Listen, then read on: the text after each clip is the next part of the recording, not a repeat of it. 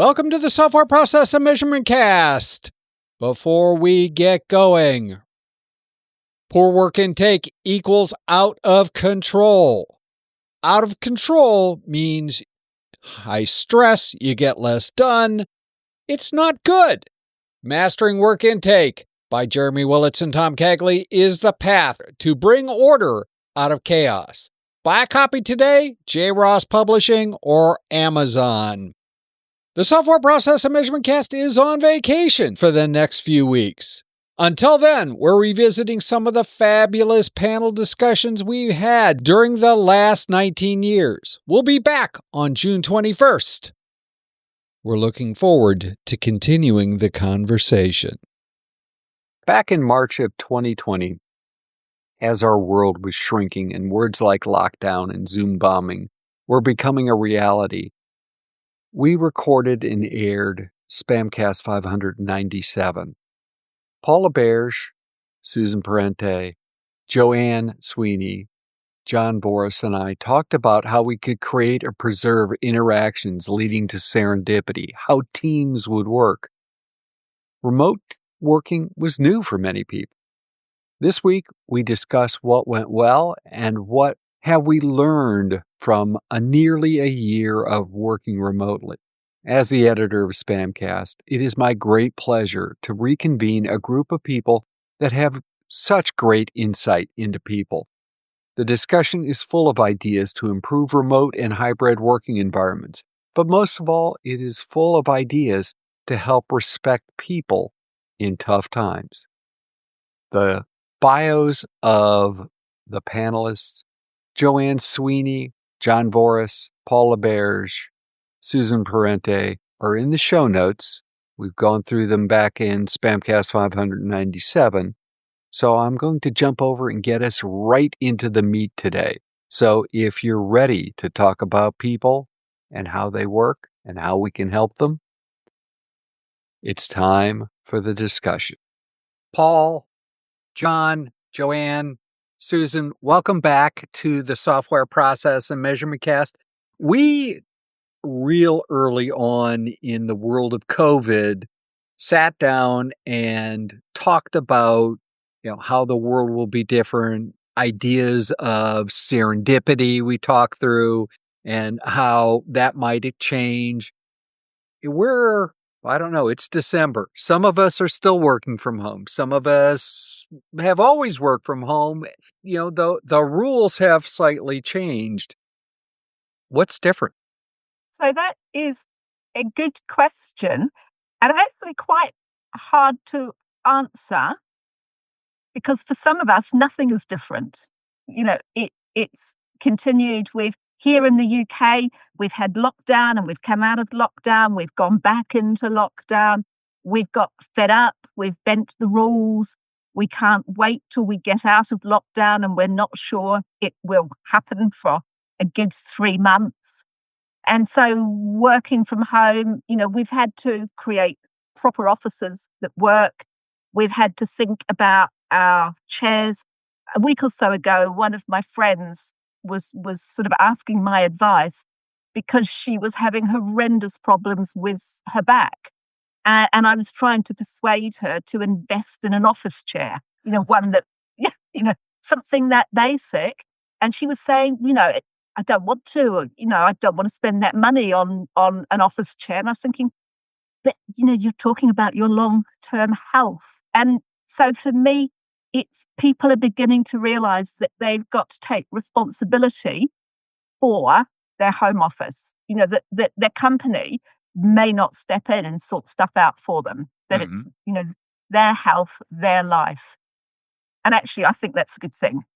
Too often I come across people who expect the company to do everything for them.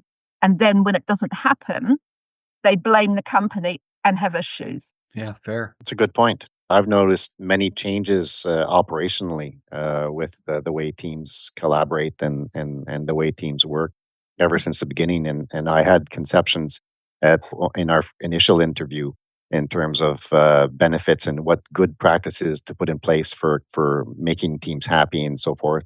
And some of them did not come out as being true. For example, we have no more phones anymore.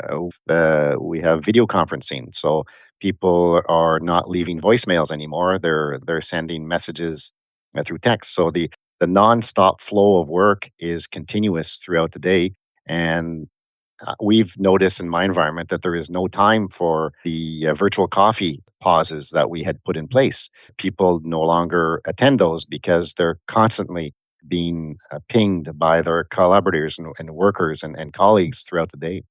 So that changed. There's no more voicemail. We have no voicemail. Everything is on Teams or other tools for communication. So communication has completely switched to online and constant. It never ends. It's 24 hours a day. People are drawn to their cell phones during their lunchtime. I've know so many colleagues that initially were skipping lunch because there was constant communication, and they didn't find time to stop. So people started now blocking sessions in their calendars to be able to allow them to have a proper lunch so that they could live better. And I'm aligned with your point, Joanne. You have to think of your health, and people were not at first because that was never an issue in the past. It was always taken for granted that okay, we go for lunch now, and everyone goes into the cafeteria or wherever, or out to the restaurant and that. And when you're in your home, you just don't think of those things, and people were skipping lunch and so forth. So it was an issue. So it's interesting. I had that as well with a different friend who is a teacher, and we went for a walk, and she was so stressed that we had a little walk. But she was saying that with all the issues with COVID and, with people being ill, she's having to work so much harder, and she's getting to the point where she's going to go off with a breakdown just because of the pressures. And she wasn't taking responsibility for her own health and for saying no. So every time she was asked to do something, she was saying yes. And when I quizzed her, it was because other teachers were off sick and were suffering. So she sort of felt that she had to fill the gap. But when I quizzed her a bit further, the head teacher was starting work at 7 and finishing at 11. And I was thinking, but if that teacher's doing that, if the person responsible leading the organization is doing that, then everybody else will. And there's no role modeling. Well, I wanted to join in on a slightly different perspective, but playing off of what Joanne said, that, things have changed, but they haven't. So I've been working virtually for actually the last 2 decades off and on. I've had jobs where I was completely virtual. And in the last 10 years, I had my own business. So I was mostly working virtual, although at times I was going to client sites. And basically before the pandemic, I was down to maybe 10 or 15% travel, which is really pretty minimal compared to how it used to be. I used to be, at least at one point, I was 95% travel while working from home, which you're not really working from home if you're traveling like that. But so it's been interesting. And what I've found is, although things haven't substantially changed for me, they've changed for the people that I work with, and that actually changes for me too. So one of the things that I actually brought up before we got talking here was that I used to make a point of not appearing to work from home. And things I would have to do is like put my dogs in the crate or do things to reduce sound. I've put notes on my front door saying I'm teaching a class, don't ring the doorbell, the dogs will bark, and I can't answer it. And literally had to send a message to my parents, don't call me, to my husband, don't call me, things like that, because I'm in a meeting. And now I'm finding that the people I'm meeting with are like, oh yeah, that's no big deal. Like if a dog walks in front of the screen, no big deal, because I'm looking at somebody and the cat's walking behind them on the bookshelf. But cats tend to be more agile with the height. Dogs tend to come in on the lap. But these types of things now, people are just like, oh, that's fine, it's no big deal. And I'm like, I've worked for decades on this. I have, office stuff hung up, like a nice attire to put on when I'm on a video call. And now people are like, oh yeah, you can just show up in your t-shirt, it's no big deal. But when I was meeting with people in the office space, they were dressed up. So I had to dress up, even though I was working remotely. And so that's all kind of changed now. And now like people kind of get my routine because it's more like their routine. So that's been kind of interesting. But on the other hand, virtual work doesn't work well for everybody. It doesn't meet everybody's social needs. I'm an extrovert. Like on the Myers-Briggs, I'm like 9, 10 on the scale extrovert. And one of the things when I started working virtually, one of my colleagues said, it's not going to work for you because you're so extroverted. And I don't find that to be a problem because I work with so many people. I talk to people all throughout the day, but I can see how if somebody's thrown into that virtual environment and they're not engaging with people and not just about work, but having social conversation, that it would be a big missing for them. And so the impact that I'm seeing is more with people I'm working with who are not used to working virtually. A lot of my students, because I teach at universities, like the impact that it's having for them, not just to take classes virtually, but to be in virtual work all day. And so it's very impactful to them. And so I'm trying to support them with that. So that's the experience I'm having. And I'm feeling more empathy over my like home challenges with the dog's gotta go pee. I gotta go. I need a moment and it's not for me, but I gotta take my dog out. I can't be in 4 hours of meetings and not have a break. So anyway, so it's been odd in a way because like nothing's fundamentally changed for me, but things have changed in the culture and that's been the difference. John, anything? Yes. And I think what I'm hearing from everyone is there's a big disconnect, either in the how we're going and interacting with our coworkers or our managers. I know that's the case in my own case, that coming from a company with a traditional, almost over controlling management hierarchy, where managers manage by walking around, they are not managing. They are not communicating. They are not following up on things they probably should be. And I think they're just taking the attitude, oh, well, in a year, it's all going to go back to what it was before. So I guess I'm kind of curious if you're seeing that kind of attitude. We'll just bull our way through it for now, and then we'll go back to what it was before. Is that what you're seeing from some individuals? It's funny. I think I'm still seeing some of that, but I think that a lot of that, it's just going to go back to what it was. And I'm not even going to say normal because I don't know what normal is anymore.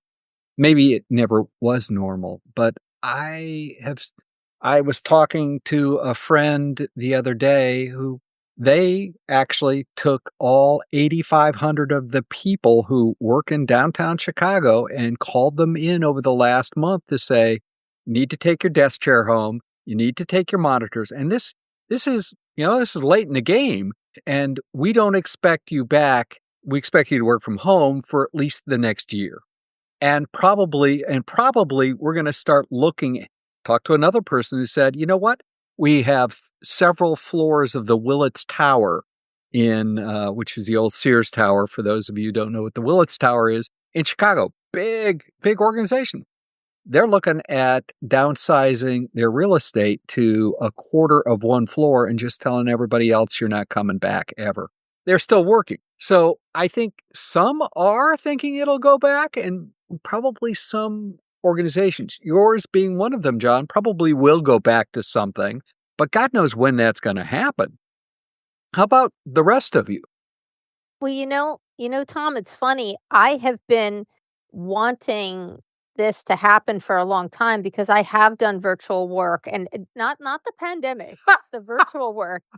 Understood. Don't get me wrong. You just give me weird faces here. You guys can't see the weird faces, but I have been actually predicting that we would hit a point where people would work virtually.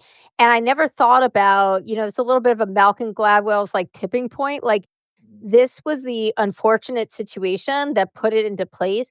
I've known people can work virtually because I've been doing it, and I've actually had to, like, let go of contracts because they wanted me to be on site, and I couldn't do it. Like, I didn't want to travel back and forth.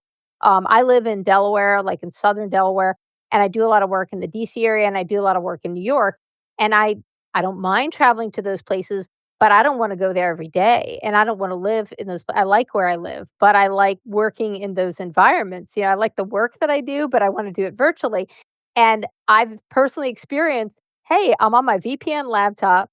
Even if you were in the office, the only way you know that I'm not there is to physically go to my cubicle and see that I'm not there. And I would go in for 3 days a week and wouldn't even see my client for those 3 days. But yet they insisted I had to be there. And I'm like, if I is in a VPN laptop 5 miles away or 500 miles away, they wouldn't know the difference. And so I'm actually excited that people now see not all jobs need to be in the office space. I think there's value in getting together. I think building trust is really important. I think one of the reasons that I can work well with people that I do work with virtually is because we have a trusted relationship. But I'm actually really happy to see that companies are not all going back to the office. It's not good for commercial real estate, and I appreciate the impact to that. But one of my good friends, she was asked to go get your stuff. We're downsizing the office. You're only going to come in for special meetings, and there'll be none of those in the near future anyway. The company's actually probably going to save a lot of money. She's saving an hour and 15-minute commute each way, plus gas or taking the metro. She loves it, and she's like, "I'll be honest with you, I don't think I could go back now to doing that." She goes, "I don't even know how I did it." She's like, "I don't know how I drove for 2.5 hours every day." And I get it. It like, I don't think it's all going back. Some of it will, because it needs to, the parts that need to, but I'm personally excited that people can work virtually, and I think that it widens opportunity. Somebody like myself, there's a lot of projects I'd love to work on, but I don't wanna fly to it every day or every week. I don't wanna drive to it. So, I see the positive. Maybe I'm just a positive person, but I'm very grateful that organizations are seeing the value in virtual work, and then I think what they should do is say, "Okay, when we can get back together, when are we gonna get together as a group, and what are we gonna do that's actually hugely valuable to do together as a group, like a workshop or a team building activity or kicking off a new project?" Those are great things to get together for, but the day by day stuff, it's not really necessary, I think. But the change is scaring people though as well, Susan, in the sense that I mean I live in a region where the city is 150,000 people. Our big cities 100 miles away in miles, 160 kilometers away. The salaries are 30% higher. So the virtual work is causing an influx of people. House prices have gone up by about 40% where I live because the big city people are moving to the country because it's cheaper. But Not for also long. the workers, the developers, and the seniors, and that they're all getting attracted to the big organizations which are now permitting work at home, and so they're taking them away from all of the other businesses and that. So the economic impact on companies is that they're going to have to readjust by the 30% difference in salaries, which is a huge impact on companies. So people are worried and they're thinking of exactly what you just said. Is it going to go back? And you know, if I start working for this company 100 miles away, am I going to get fired because I can't go to the office in a year? This is something that's coming up a lot with colleagues, and it's keeping a lot of the people from making moves that will give them an automatic 30 or 40% increase in salary. Yeah, I'm significantly far away from anything that's great, like work-wise, but I'm 4 miles from the beach, and the real estate this summer, I mean, they're still building in my community, and they are well past their mark for what they were expecting. The value of homes is just going up incredibly because now people are like, even if they're not gonna sell their house in the city, they're like, "Now's the time to buy that." Maybe downsize my city place and have a bigger place out here where this is where I can vacation, and, oh, by the way, I can go work there too. And so, from my perspective personally, it's great for me because the value of my home is going up, but I do see there is gonna be a negative impact to cities, and I also have a lot of friends and colleagues in the New York City area, And New York City is absolutely going to be devastated if they aren't already. I know a real estate agent, kind of like a close family friend kind of person.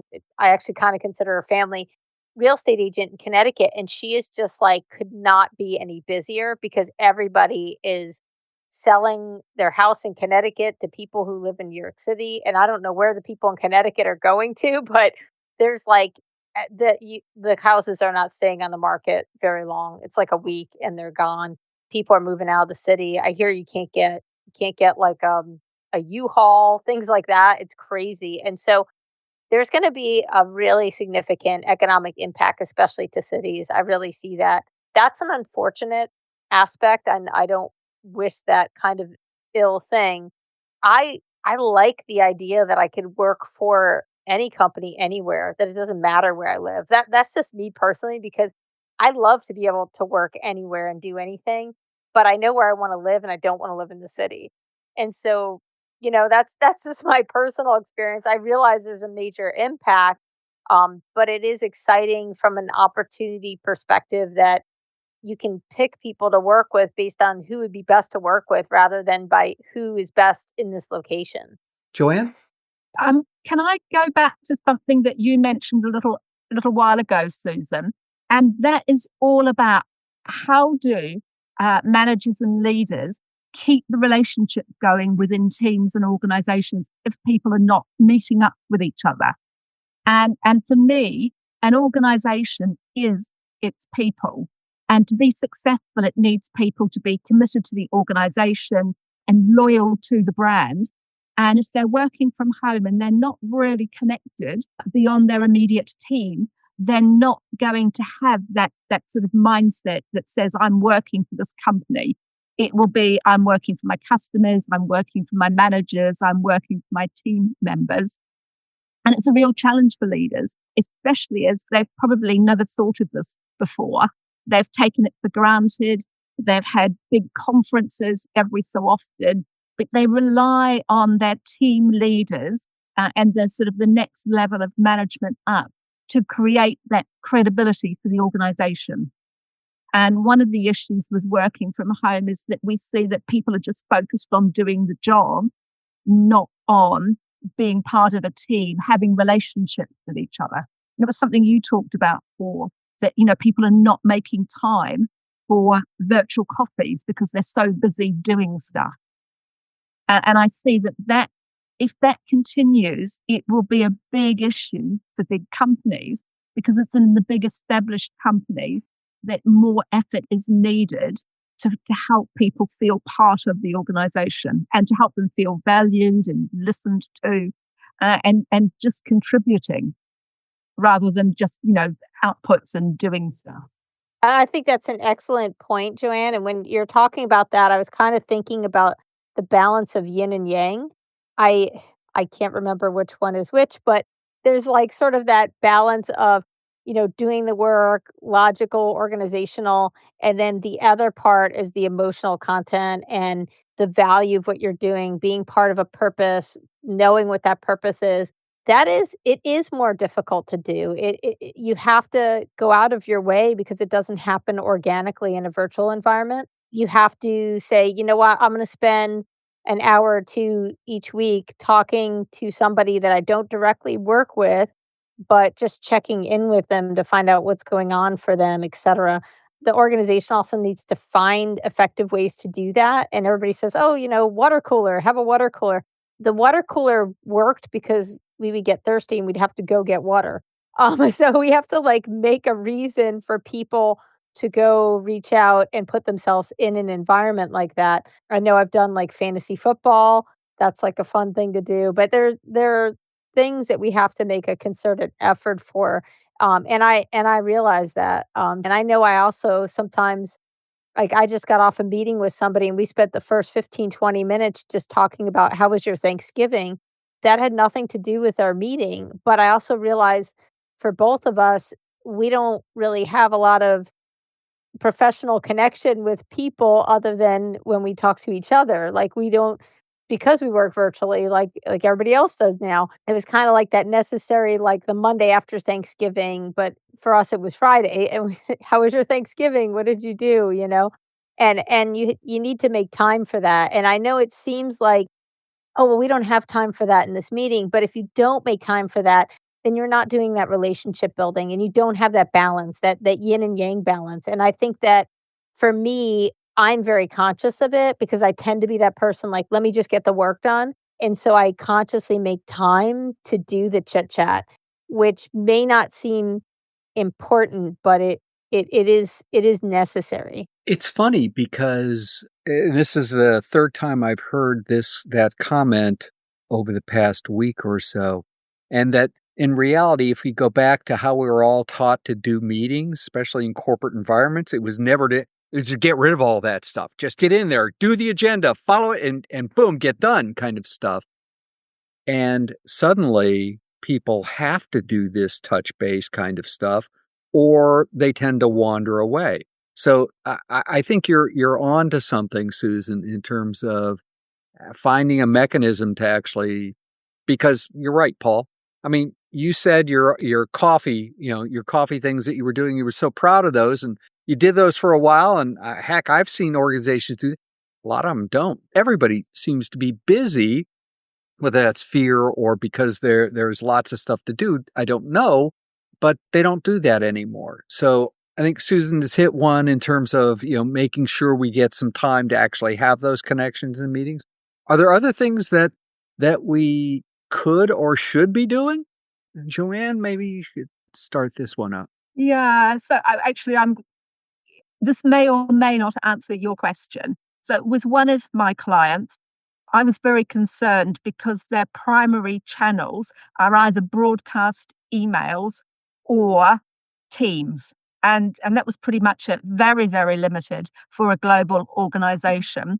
And I persuaded them to do virtual coffees, but to combine it with a Q&A. So yes, we got together and we had a chit chat, but it was also a chance for people to ask the senior leadership questions. And now, the take up is really, really good. It happens once a month, and the take up is good because people get to hear stuff and they get to challenge their leaders. And that combination of both social and feedback interaction, I think, works well. And I'm glad that my client, agreed to do that and that they're continuing to do it, and very happy with the outcomes because they are engaging with people. And it's a digital transformation program. So they are asking people to substantially change the way they work. And they're giving people a chance to challenge back and say, well, why do we have to do it? What does it mean? Does that answer your question, Tom? It does. John, Paul, other? Yes. When listening to all this, we still have a problem, I think, with connecting, in that who on the team has the skill that, oh, this just popped up. And is it only the manager who would know that, or the scrum master? Or is it, we within the team, oh, we know who on the team to go to. And also outside of the team, oh, I know there's a specialist in this one area. Let's bring him into the conversation. And in going virtual and without having, even if we do the friendly person-to-person stuff, we still, just by hanging around, I know this guy, he does this stuff and he knows it well. So we have that as well as the whole hiring process and then training process. And if you're hiring someone who's 3 states away, you bring them in for what? Just 3 months, for 6 months for training. But will everyone know what they're good at, what they might be mediocre at? I guess that's the other thing. You're actually allowed to bring them in? Oh, if we go back to normal or okay. semi-normal, semi-normal, half virtual. That's a good point, John, though, because that's, and a little bit to what Joanne said, that's what our virtual coffees turned into. We're semi-working social sessions once a week, longer duration, and these became very popular, and people attended these quite a bit. And with respect to your point, John, with who knows how to do what, I see that in teams. They don't know who to go and get for help when they need an expert. And we started to publicize the experts in the company. We have a monthly presentation by our leader, and we have three experts that are presented in terms of what they can help people with, and that just to be able to alleviate to that issue, because it is an issue in organizations. They lose contact with who does what elsewhere, and who are their colleagues. This is a big issue. Working from home, people don't know their colleagues anymore. We have 300 employees where I work. People don't know their colleagues anymore. So that's an issue if an expert does come on board. How many new people have you rolled in since the beginning? We lost some when COVID started, maybe 10%, and we are now back up to 15% added. And we're looking for people terribly. So how are you dealing with onboarding people when onboarding means, well, we'll just link somebody in from their bedroom, new kind of thing? Yeah. Well, that's a good point, because I work in a French environment, so we have to attract people that either are willing to learn French or already speak it. So very few come from the U.S. They come from Northern Africa, South America, other countries, it's a difficult time for them, because some of them will work from home where they are right now and start working for us, and others moved here during the COVID. And they actually moved to a brand new city. They know nobody. Oh, Lord. They know nothing. They don't know the culture. They don't know where the grocery store to get Indian groceries, or they don't know this. So we've set up a process early on in the COVID, sort of a welcoming committee, and we have a process, and we assign someone to help them out. We have information that is given to them so that they have a guide in terms of how to adapt to the culture and the community in that. But we have about 35% immigrants coming in to work for us. It's all technology, IT, high level IT, a lot of intermediates and seniors, very very advanced, very senior IT people, and they love it. They love the change. And they adapt very well, but we keep the communication channels going with several people in the company. That's an excellent example, Paul. I have a colleague of mine who was talking about the struggle she was having with a small business in the DC area, and she said they were hiring new people, and it was weird because it's a small company, and there are people that literally have never met anybody in the company, and that's been a real challenge. I think that having it sounds like kind of like a mentorship, like a welcoming committee. That's a great way to do it. Another thing to address some of the points that John made. One of the organizations I worked in doing contract work, when you're doing contract work for a large contract organization, everybody's at different government client sites. So you have a very disconnected sense. So even when we're working co-located, we felt very disconnected. And so some of the things we would do is we'd have events like happy hours. Can't do those now, but you can do the coffee things. The other thing is having a RACI chart that showed different skill sets and different people and what their skills were. And I remember that explicitly because I was one of those people that had a lot of different project management skills. And so I was listed as a subject matter expert on it. And there were times that people contacted me that I didn't know. And they said, "Hey, I noticed on the RACI chart that you're a risk management expert. Can I talk to you about such and such?" So things like that can be really valuable from a skills perspective. We think of RACIs as like, oh, you put that in the human resource management plan and check the box and we're done. But it's actually really practical when you have people in an organization that are working in different locations. In some sense, even though we were co-located at the client site, because our organization was dispersed and distributed across these different client locations, we were actually semi-virtually working. As a company, we didn't all go to the same headquarters. There was a headquarters, but nobody was ever there. We were all contracted out to our different clients. And so one of the things that I've been teaching about for virtual project management for years is that even when you think your team is co-located, some parts of it are virtual anyway. And that's an example of that. And so we can kind of like take our lessons learned from that. What are the things to help keep us connected when we're in different locations? So even if we do go back into the office, I mean, one of my colleagues works for the State Department, and I was actually surprised to find she was still working from home because a lot of the work she does is cleared, and you can't do some of that cleared work from home no matter what. But because her husband's very at risk, they tried to put her on work that did not require her to be in the office, and so she's been able to not be in the office, which is good for her. She's a bit older, but not that old. She's in her 60s, but her husband has some health issues. And so for her, it's been great to be able to be from home. But for a lot of people in these high secured environments, they are gonna have to go back into the office, but some parts may not be in the office. Some parts may be virtual, and so trying to figure out how do we do that? How do we work with a half in the office, half not in the office team? And that has a lot more challenges than you would think. I actually find it's more challenging to work in a hybrid virtual and co-located team than it is when you're all together or you're all virtual. Yeah. Yeah. Can I take us back to the recruitment Mhm. and just tell a story? My older son was working for PwC in Auckland in New Zealand, and they are an amazing employer. So he had fantastic development opportunities.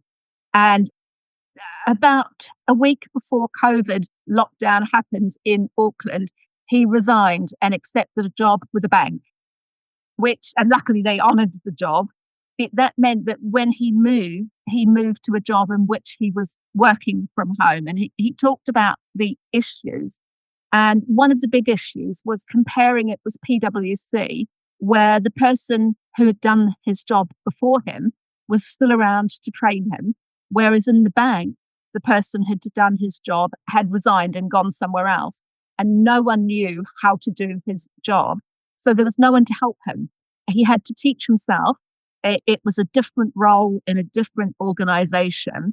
And because he felt there was no one he could go to for support because they were all so busy and he didn't know them, he'd never met them. The first few months were very, very challenging for him. And I'm sure that's true of lots of organizations. They just haven't thought through how do you help someone. So, the first few days in which he got all the basics were fine.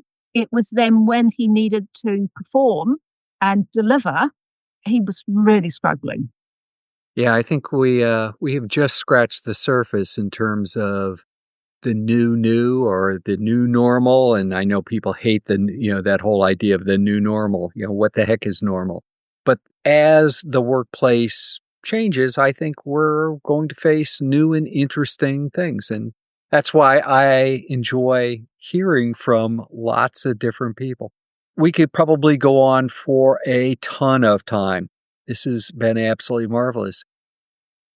Let's leave the listeners with one thing that each one of you thinks that they should remember as we go into the end of 2020 in terms of dealing with the workplace as it is and maybe in the near future. The first thing that comes to mind is don't make assumptions, ask questions, particularly about other people and how things are for them. This could be true even if you weren't in a virtual environment, but we have to make assumptions about what motivates other people or what challenges other people are having. We have to make those assumptions based on how things occur for us. So I'm constantly reminded to myself to not make assumptions, instead ask questions like, how are you doing? Instead of assuming how someone's doing. Or, people deal with situations differently. People have different needs, and asking questions versus making assumptions, I think is always a good advice. I was in the same direction, Susan. Actually, that was to make sure that you keep the humanity dimension alive, because people need that empathy with respect to their context, and nobody sees it anymore. So the coffee machine conversations aren't happening anymore. So this is really the priority that I'm trying to apply in my environment. I would add ask people what their frustrations are, their challenges, and how they want to be supported. Because they will all be different. They'll all have different needs. And often they don't know how to voice them, or they're afraid to say, I need help. Yeah. And it's so often we go to our team members or other people in the organization and we say to them, give me an answer. Give me what I need to know now. We don't have any kind of relation with them or knowledge of them or of their jobs, that we really need to go and do more than just, hey, give me an answer. We've got to go and return them with some empathy and understanding for their situations, because it's very unusual now. John Voris, Paul Laberge, Ann Sweeney, Susan Parente. I cannot tell you how much these conversations have meant to me, both of them this year. And obviously some of you, we've had other conversations, but this is just absolutely marvelous. And I think hopefully our listeners will enjoy it. But if not, what the heck? I got a ton out of it. And, it's all about me. I'm kidding. It is interesting that all four of you, your focus on the one thing is all about people. And I guess we all intersect in terms of work, but I guess we intersect because it truly is all about human beings and people, not just machines and networks and code and stuff like that. I hope all of you have a marvelous New Year's and, whatever other celebrations that you have for the rest of the year, and stay safe, because I'd like to do this again when we're back in a new weird world of 2021. By the way, just for those of you who don't know, 2021 was the year the original Mad Max was set in. So there might be other fun things coming, like Thunderdome and things. Oh, yes. Yes. Sounds great. All right. So have a marvelous Happy New Year's. If process improvement is a never-ending journey, why do so many people ask, are we there yet?